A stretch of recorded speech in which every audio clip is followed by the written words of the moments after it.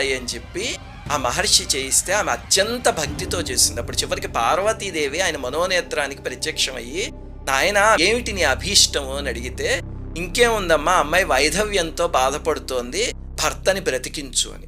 అప్పుడు పార్వతీదేవి, ఆ అమ్మాయి కర్మ చాలా దారుణమైంది ఉంది. ఆ అమ్మాయి పూర్వజన్మలో పాండ్య దేశంలో ఉండేది.